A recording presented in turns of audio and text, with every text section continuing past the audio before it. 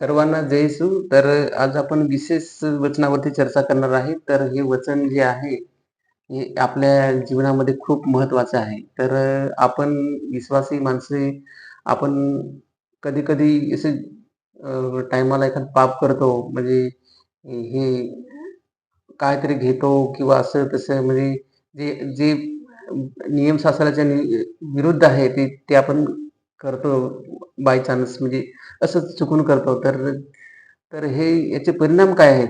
हे आपण जेव्हा चुकून पाप करतो, तर आपण लगेच क्षमा मागायची आहे. तर आपण एखाद्याला शिवीगाळ करतो, पटकन असं काहीतरी निघालं वगैरे तर क्षमा मागायची आहे. तर इथे आपल्याला रोममध्ये पहा रोम 6 मध्ये काय रोम 6:23 मध्ये काय लिहिलेलं आहे, की इथे वाचा आपण वचन, कारण पापाची मजुरी हे मरण आहे. इथे लिहिलेले आहे.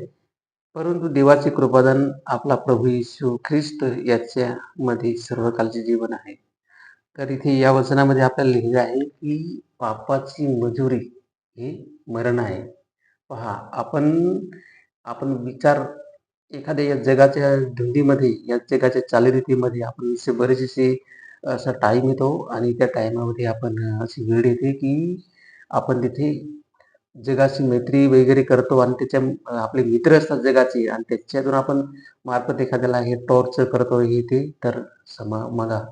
ते ते ते पाप पण होऊन जाते आणि आपण अशी काहीतरी चूक करतो, की त्या चुकीमध्ये आपण पाप करतो, तर क्षमा मागा. कारण की पापाचे वेतन हे मरण आहे. फार महत्त्वाचा विषय हा जो वचन आहे खूप महत्त्वाचा आहे माझ्या भावांनो. तर आज या जगामध्ये भयंकर पाप वाढलेलं आहे. आपण ठिकठिकाणी फिरतो तर आपण पाहतो खूप भयंकर दिवस आहेत. या दिवसामध्ये आपल्याला टिकून राहायचे आहे. तर कुठलं आपण पाप करायचे नाही.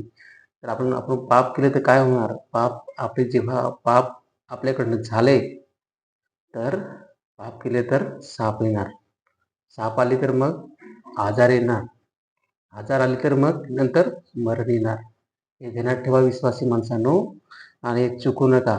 चुकले तर ताबडतोब क्षमा मागा प्रभूकडे आणि ते पण जाणून बुजून पाप करू नका आणि हे जाणून बुजून पाप हे भयंकर पाप आहे. चुकून झालंय तर क्षमा मागा आणि प्रभूमध्ये टिकून राहा.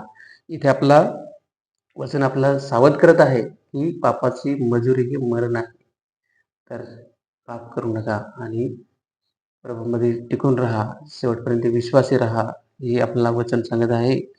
या वचनामध्ये आपण खरोखर शिकण्यासारखं खूप आहे. तर आज या शेवटच्या काळामध्ये खूप भयंकर दिवस आहेत.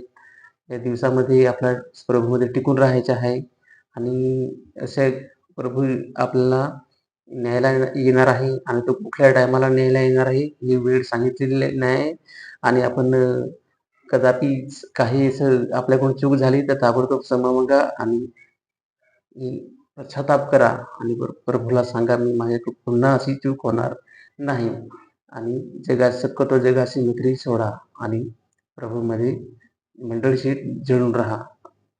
आपले मंडळीला सोडू नका, नाहीतर मंडळीमध्ये ख्रिस्त आहे. त्या मंडळीला सोडू नका. जगाकडे जास्ती मैत्री करू नका आणि प्रभूमध्ये जास्त वाढा. प्रभूमध्ये जितकं वाढाल तितकं आपले एक मजबूत एक विश्वासी होणार आणि ह्या जी व्हिडिओमध्ये एक सांगण्याचा प्रयत्न केला, की पाप करू नका. पापाची मजुरी मरण आहे. तर ह्या व्हिडिओमध्ये आपल्याला खूप महत्त्वाचं आहे आणि हा व्हिडिओ आपल्या भावांना पण शेअर करा आणि पाप करू नका. पाप झाल्याशी तर पश्चाताप करा, क्षमा मागा. तर हा व्हिडिओ महत्त्वपूर्ण होता. तर हा व्हिडिओ इथे थांबवतो आणि भेटूया आपण पुढच्या व्हिडिओमध्ये. तर चला माझ्या भावांनो, बाय बाय.